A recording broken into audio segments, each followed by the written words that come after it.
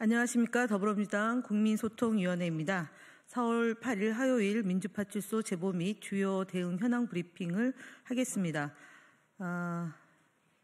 민주파출소 제보 현황 4월 7일 9시 기준으로 872명이 방문하였고 262건의 제보가 접수되었습니다. 매체별로는 SNS가 37%로 가장 많은 수치로 기록했고 유튜브가 15.3%, 네이버가 14.9%, 현수막이 6.1%, 틱톡 3.1% 순으로 제보되었습니다.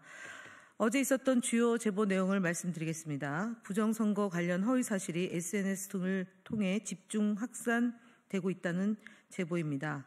트위터와 스레드 등을 통해 이번에 유포되고 있는 주된 내용은 투표용지가 붙어있다는 등 영상으로 제기되고 있고 과거에 이미 퍼졌던 부정선거 허위 정보와 큰 차이가 없는 행태를 보여주고 있습니다. 특히 잊지 말자 본질은 선관위 우리는 표 분열되지 말고 부정선거 대비해서 윤석열 대통령만 뽑고 사전투표, 간회투표 절대 금지와 같은 메시지를 공유하면서 여전히 부정선거를 밝히는 것이 윤석열 대통령을 구하는 길이다라는 터무니없는 논리를 펼치고 있습니다. 공산주의 프레임, 부정선거 등 허위 정보가 윤 어게인 구호와 결합하여 급속히 확산되고 있다는 제보 또한 이어졌습니다. 4월 7일 스레드를 중심으로 탄핵 이후에도 윤석열 대통령을 다시 복귀시켜야 한다는 주장을 내세우는 세력이 본격적으로 등장하고 있다는 제보도 잇따랐습니다. 이들은 기존의 부정선거 허위 정보와 결합하여 부정선거를 밝혀야 윤 대통령이 복귀할 수 있고 이를 통해서만 멸공이 가능하다는 궤변을 앞세우고 있습니다. 이들의 주장은 공산주의자들이 대한민국을 넘어와 한국을 차지하려 한다. 헌법재판소 대본 써주는 TF팀은 전부 하교 중국인이다. 멸공, 윤, 어게인, 스탑 더 스틸 등 자극적인 내용을 포함하고 있으며 극우 성향 이용자들을 중심으로 빠르게 퍼져나가고 있다는 점 말씀드립니다. 다음으로 국민소통위원회 주요 대응 현황에 대해서 양문석 의원님이 말씀해 주시겠습니다. 예, 우리 기자회견을 할 때마다 대한민국에는 정말 나쁜 놈들이 너무 많다. 그리고 참 집요하다. 그렇게 생각을 했는데 파면 이후에 그 나쁜 놈들이 거리에서 사라지고 있습니다. 그리고 종합적으로는 가짜뉴스와 거짓 선동들이 양적으로 축소, 감소하고 있다는 것들을 먼저 말씀드리면서 국민소통위원회 주요 대응 현안을 보고드리겠습니다. 선관위의 이사카TV 등 부정선거 허위 주장 채널에 대한 강력한 조치를 요구했습니다. 우리 위원회는 공문을 통해 중앙선거관리위원회의 이사카TV 등 부정선거를 주장하는 허위 조작 영상 게시 채널에 대해 적극적인 조치를 재차 요구합니다. 특히 이사카TV 채널은 부정선거 운운하며 더불어민주당 국회의원이 부정선거로 당선되었다는 주장을 영상으로 업로드하여 우리 당으로부터 고발당하였고 경찰에 의해 명예훼손에 해당하는 결정을 받아 검찰로 송치됐습니다. 중앙선관위는 올해 3월 19일 우리 당의 부정선거 영상 삭제 요구에 대한 답변에서 선거 질서의 혼란을 야기하는 각종 주장에 대하여 같은 법 제237조 선거의 자유방해죄 위반을 이유로 대응할 계획이라고 밝힌 바 있습니다. 우리 위원회는 검찰로 송치된 이사카TV뿐만 아니라 민경욱TV, 공병호TV 등 부정선거 허위조작 영상을 업로드하는 유사 채널에 대해서도 선관위가 구글 측에 영상 삭제와 채널 조치 요구를 해줄 것을 강력하게 촉구합니다. 더불어민주당 선거인단 모집 사칭 사이트 비상유의령이 떨어집니다. 더불어민주당 선거인단 모집 사이트를 사칭해서 개인의 연락처를 불법적으로 모집하는 사칭 사이트에 대한 제보가 잇따르고 있습니다. 더불어민주당은 공식 선거인단 사이트를 아직 오픈하지 않았습니다. 우리 위원회는 해당 사칭 사이트에 대한 신고 절차를 진행하였으며 제작자에게 유선으로 사이트 삭제를 권고 조치했습니다. 제작자는 당의 요구에 응해 사이트를 자진 폐쇄했습니다. 국민 여러분께서는 대선일이 가까워짐에 따라 유사 사례가 기승을 부릴 수 있으니 각별히 유의하시기 바랍니다. YTN 자유일보 허위 보도에 대해 언중에 제소하였습니다. 민주당 제2당사를 이재명 대선 캠프로 보도한 주간조선 기사를 사실 확인 없이 그대로 인용 보도한 4월 4일자 YTN 기사, 4월 6일자 자유일보 기사에 대해 언론중재위에 제소하였습니다. 어제 브리핑에서도 밝혔듯이 해당 사무실은 기존 민주당 당사의 공간이 협소해짐에 따라 당직자들의 근무 환경을 위해 마련된 민주당 제2당사일 뿐 특정 후보의 대선 캠프가 전혀 아닙니다. 보도에 있어서 최소한의 사실 확인은 기본 원칙입니다.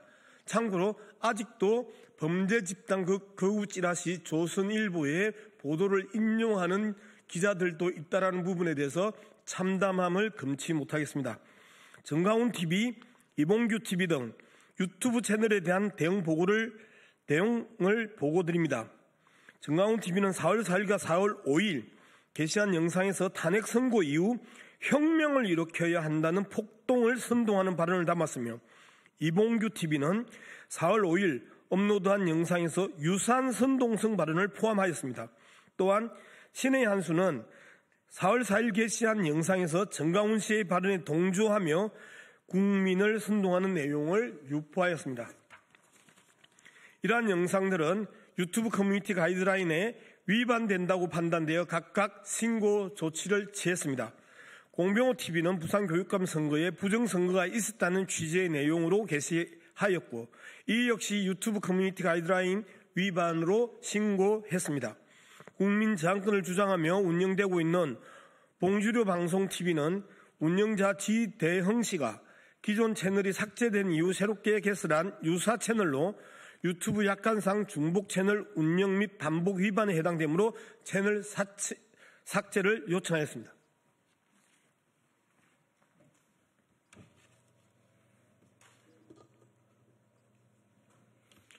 네, 다음으로 국민의힘 거짓말 시리즈입니다. 오늘 국민의힘 거짓말 시리즈 벌써 82번째입니다. 권성동 국민의힘 원내대표가 4월 7일 자당의 비상대책위 회의에서 민주당은 국정 혼란의 주범, 이재명 세력을 막아내는 것이 국가 정상화의 시발점이라는 얼토당토하는 얘기를 주장했습니다. 권성동 원내대표는 4월 4일 헌법재판소의 탄핵 인용 결정 당일 개최한 국민의힘 의원총회에서도 대한민국 미래를 위험천만한 이재명 세력에게 맡길 수 없다고 언급하기도 했습니다. 국민의힘은 불법 계엄과 내란 행위로 나라를 파국 직전까지 몰아넣은 대통령을 배출한 내란 정당입니다. 윤석열이 국회에서 탄핵된 이후에도 끊임없이 내란을 옹호했습니다. 파면된 이후 국힘 지도부는 곧장 한남동으로 달려가 내란범과 덕담을 주고받았습니다. 철저한 반성은커녕 재집권을 하겠다며 뻔뻔한 태도로 거짓 주장을 이어가고 있습니다. 민주당은 시민과 함께 불법 계엄과 내란 상황 속에서 민주주의를 지키기 위해 최선을 다했습니다.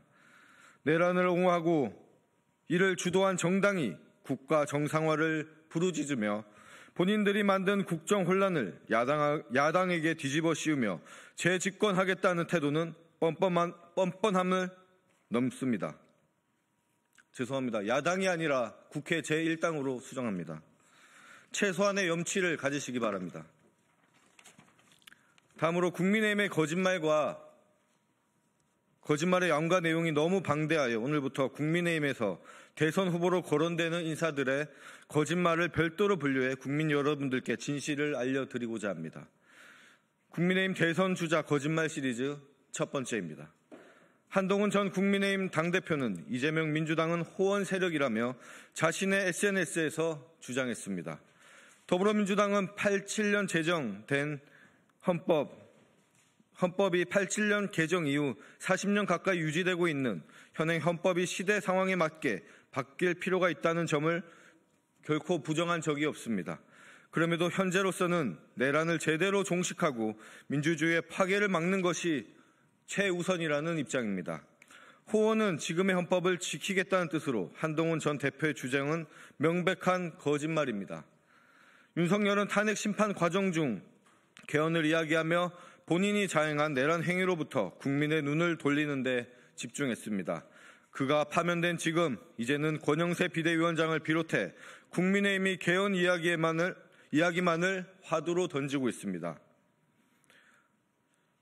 윤석열의 불법 계엄이 현행 헌법 때문입니까? 한동훈 전 대표는 윤석열의 하수인으로 누린 권력에 반성하고 내란 정당의 당대표로서 있었던 점을 책임지고 대선 후보에 나올 자격이 없음을 밝히고 불출마를 선언하시기 바랍니다. 그것이 우리 역사의 최소한의 도리라고 생각합니다. 이상입니다.